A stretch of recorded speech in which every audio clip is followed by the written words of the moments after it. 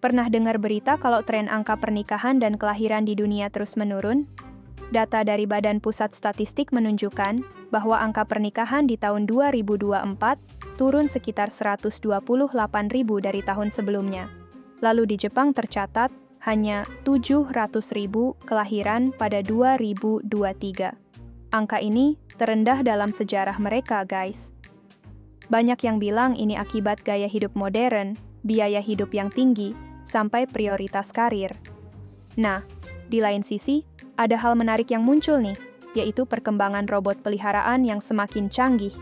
Apa hubungannya? Yuk, kita bahas di video ini. Halo semua, nama saya Fils, anak baru di sini. Terima kasih banyak bagi yang sudah subscribe, dan selamat datang untuk teman-teman yang baru pertama nonton kanal ini ya. Kalian juga bisa memberi dukungan lewat Saweria, dengan cara scan barcode ini. Makasih banyak ya guys, kalian gokil. Sekarang, ayo kita kemon.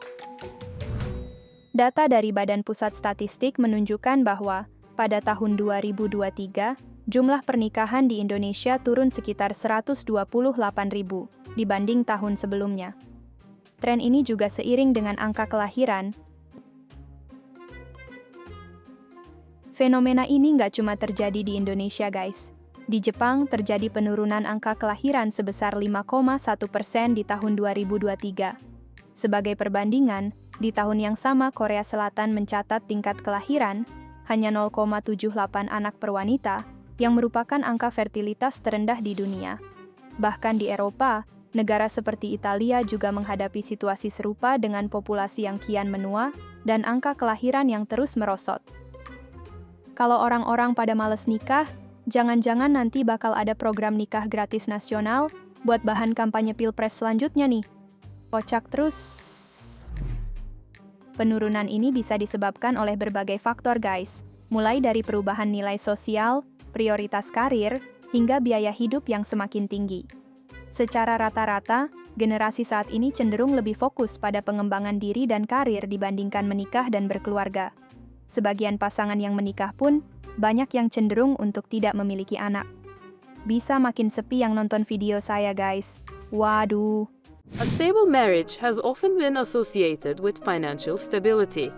Married households in the US hold significantly higher wealth than cohabiting couples or singles. Dampaknya ya nggak sedikit yang akhirnya merasa kesepian di rumah nih. Karena kan setelah urusan kerja selesai dan pulang ke rumah, orang-orang punya kegiatan personal masing-masing kan. Nah, isu ini ternyata coba dijawab dengan teknologi nih.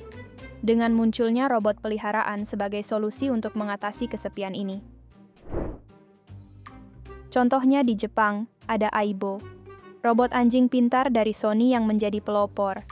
Tapi bukan cuma itu, Korea Selatan juga punya robot peliharaan bernama Liku, yang bisa berbicara dan mengenali emosi. Terus, di Amerika Serikat ada Tombot, robot anjing yang dirancang untuk terapi emosional, terutama bagi lansia. Variasi ini menunjukkan bahwa tren robot peliharaan berkembang pesat di berbagai negara maju. Pasar robot peliharaan ini terus berkembang nih guys, dan tren ini mulai terlihat di berbagai negara. Meski data spesifik di Indonesia belum ada, tapi tren global menunjukkan peningkatan signifikan. Mungkin tinggal nunggu waktu untuk sampai sini ya.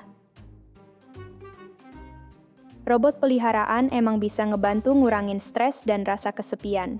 Sebuah studi dari Harvard Medical School mengungkapkan bahwa interaksi dengan robot peliharaan dapat menurunkan hormon kortisol, yang berhubungan dengan stres.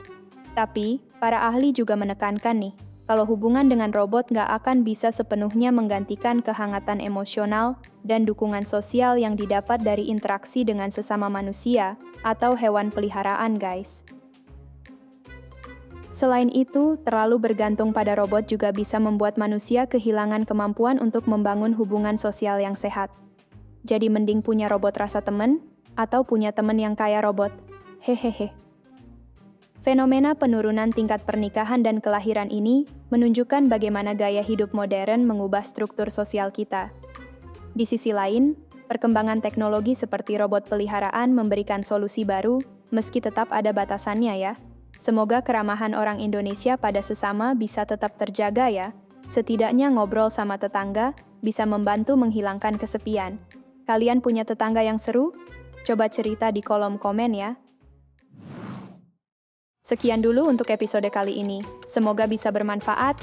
Kalau ada yang mau ditambahkan atau mau diskusi, tulis di kolom komentar ya. Jangan lupa like, subscribe, dan share video ini. Sampai ketemu di episode berikutnya. Bye!